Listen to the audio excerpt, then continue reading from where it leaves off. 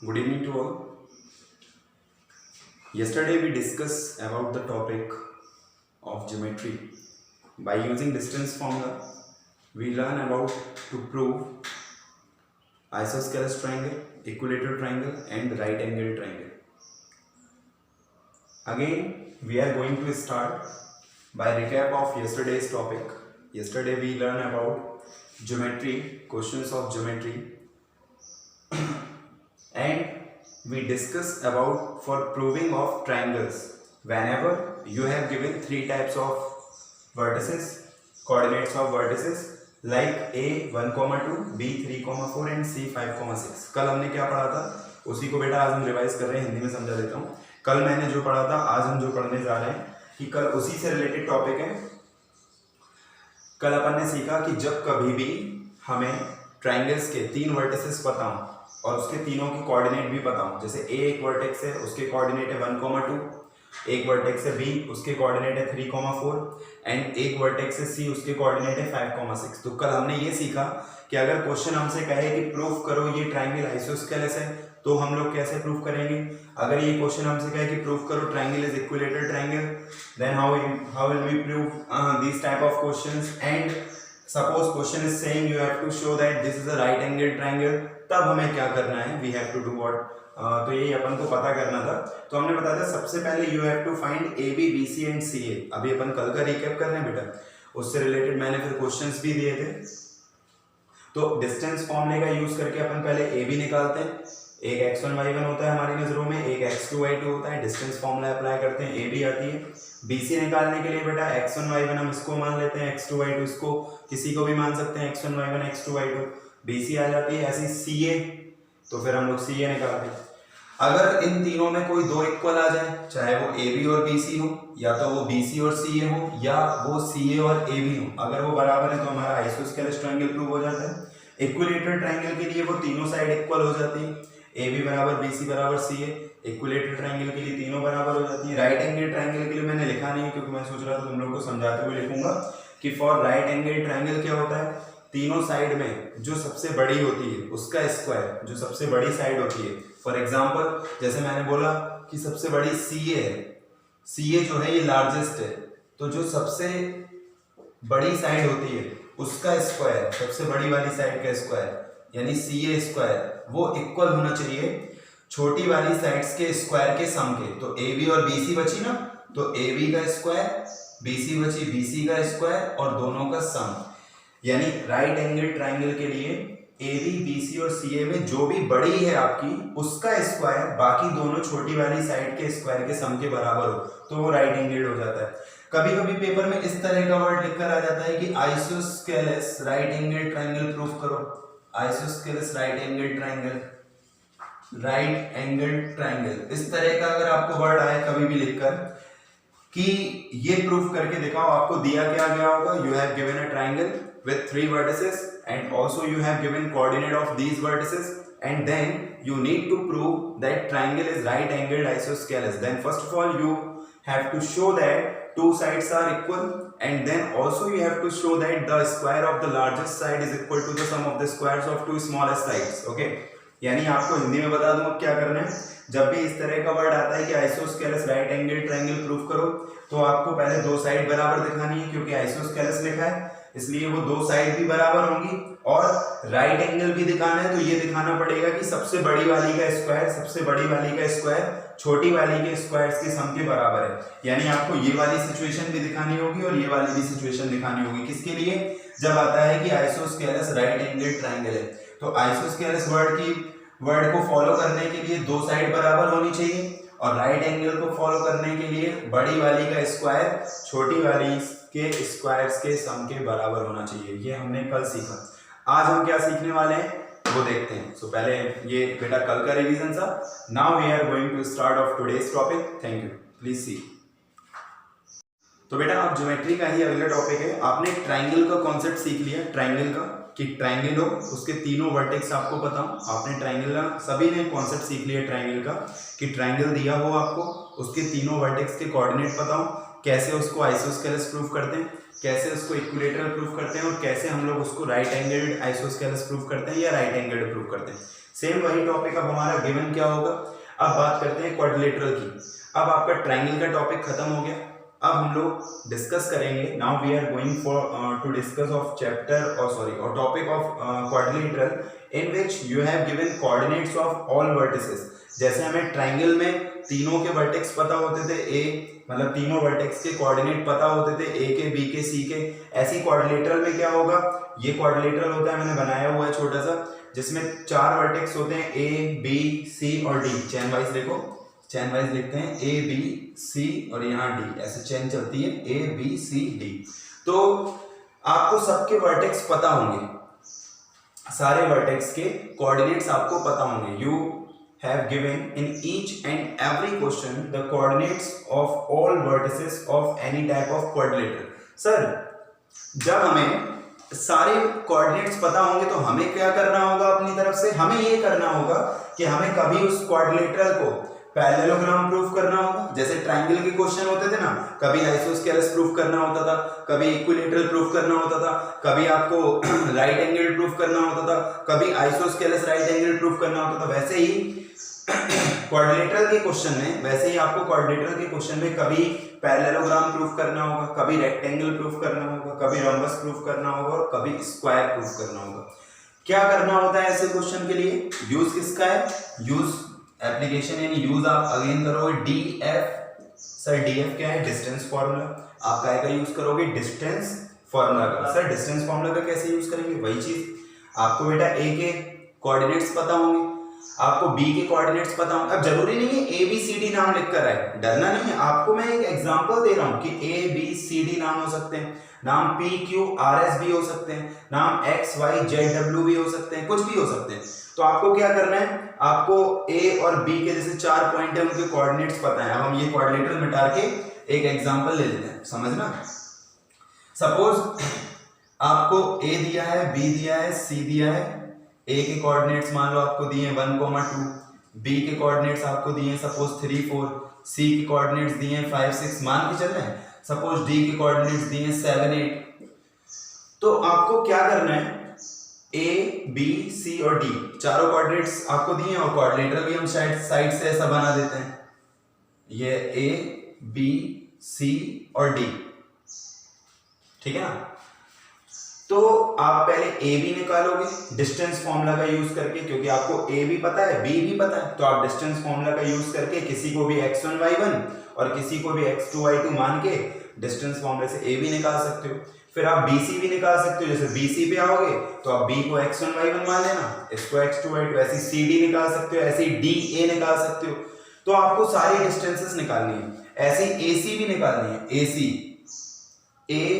AC जब AC निकालोगे तो A आपका काम करेगा x1 y1 का मान लो, और C आपका काय का काम करेगा x2 y2। जरूरी नहीं है कि आप A को x1 y1 मानो, आप C को भी x1 y1 मान सकते हो और A को x2 y2 मान सकते हो। ऐसे ही डिस्टेंस फॉर्मूले का यूज करके आप BD भी निकालोगे। क्या निकालोगे बेटा, BD। तो यानी इसमें आपको कुल मिलाकर 6 डिस्टेंसेस निकालनी है। 6 डिस्टेंसेस सर कैसे, ट्रायंगल वाले क्वेश्चन में 3 ही निकलती हैं, AB BC और CA।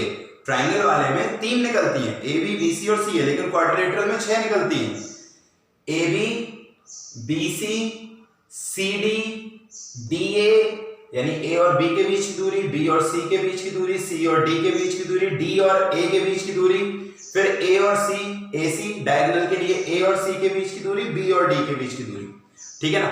सर फिर क्या करते हैं, अगर आपको पैरेललोग्राम शो करना है, तो तुम्हें ज्यादा कुछ नहीं करना पड़ता, केवल opposite sides are equal. Parallelogram का केस क्या होता है, opposite sides are equal. Parallelogram का ये आपका पैरेललोग्राम टॉपिक है, पैरेललोग्राम।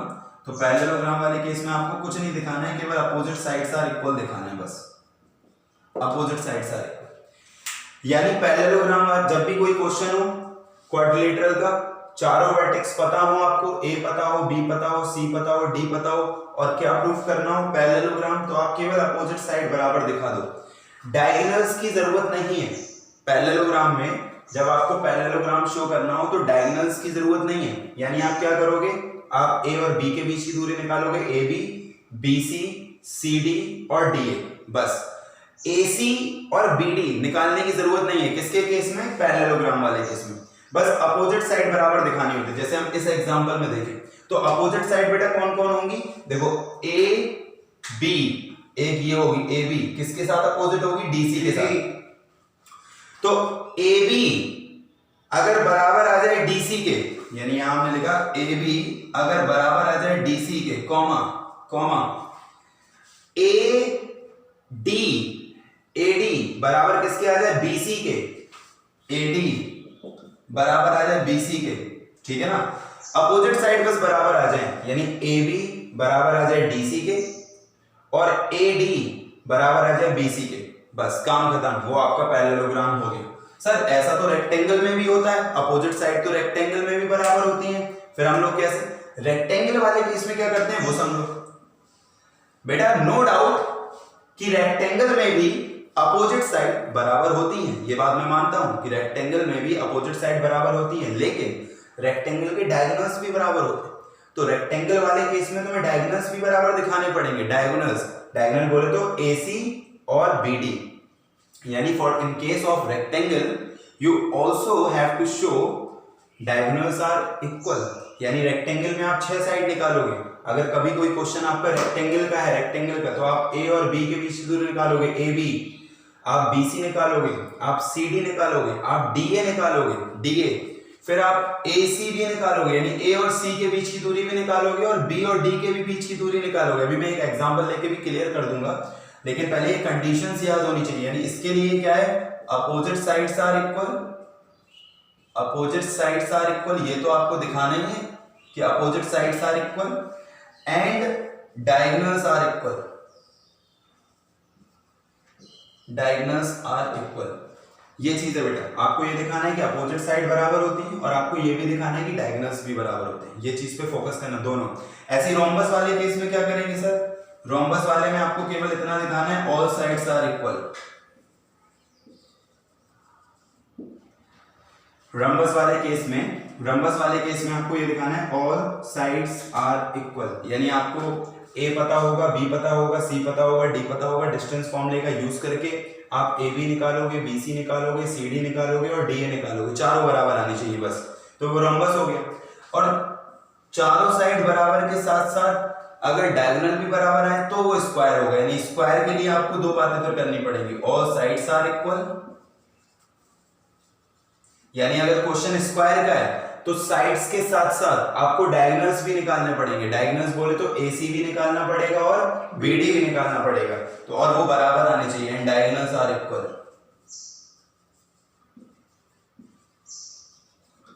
तो बेटा एक बार समझ लेते हैं, हमें क्वाड्रिलेटरल वाला कोई भी क्वेश्चन आए, चारों साइड्स तो निकालनी ही निकालनी है, चारों साइड्स AB, BC, CD और DA, इनकी लंबाइयां किससे? डिस्टेंस फॉर्मूला से। लेकिन अगर आपका क्वेश्चन रेक्टेंगल का है या फिर स्क्वायर का है तो आपको डायगोनल भी निकालना है। अगर क्वेश्चन आपका पैरेललोग्राम का है या रोम्बस का है तो आपको डायगोनल की जरूरत नहीं है, लेकिन अगर आपका क्वेश्चन रेक्टेंगल का है या स्क्वायर का है तो आपको डायगोनल्स भी निकालने हैं। कंडीशंस मैंने समझा दी। अगर अपोजिट साइड बराबर आए, आमने सामने की साइड, जैसे ये हाथ मेरा, ये हाथ और ये अपोजिट है, ये दोनों अपोजिट हैं, तो अगर AB DC के बराबर है और BC AD के बराबर है तो वो आपका पैरेललोग्राम हो गया। अपोजिट साइड्स के साथ साथ अगर डायगोनल भी बराबर है तो वो रेक्टेंगल है। चारों साइड अगर आपकी बराबर आती है तो रोम्बस है। चारों साइड्स के अलावा अगर डायगोनल भी बराबर आते हैं तो वो क्या है? स्क्वायर है। इसका एक क्वेश्चन मैं आपको प्रूफ करके दिखा देता हूं। तो इसका एक एग्जांपल, इसका स्क्रीनशॉट ले लो बेटा ताकि ये याद रखने में सहायता मिले आपको। Please take a screenshot, then we will discuss an example. Please take a screenshot. तो बेटा मैंने जो आपको क्वेश्चन अभी कॉन्सेप्ट समझाया उससे रिलेटेड मैंने एक क्वेश्चन लिख रखा है कि प्रूव दैट द पॉइंट्स -4, -3, -3, 2, ठीक है, ये है आपका क्वेश्चन कि prove that the points -4, -3, -3, 2, 2, 3, 1, -2 are the vertices of rhombus. यानी ये हमारा क्वेश्चन रोम्बस का है। हमें रोम्बस प्रूफ करना है, मैंने आपको 4 बातें बताई। रेक्टेंगल प्रूफ करना सिखाया, पैरेललोग्राम, रोम्बस और स्क्वायर, 4 से रिलेटेड क्वेश्चन आ सकता है। या तो रेक्टेंगल प्रूफ करने को बोलेगा, या आपसे स्क्वायर प्रूफ करने को बोलेगा, या पैरेललोग्राम या रोम्बस, 4 वर्टेक्स गिवन होंगे, 4 वर्टेक्स ये हैं उनके कोऑर्डिनेट्स 1 2 3 4।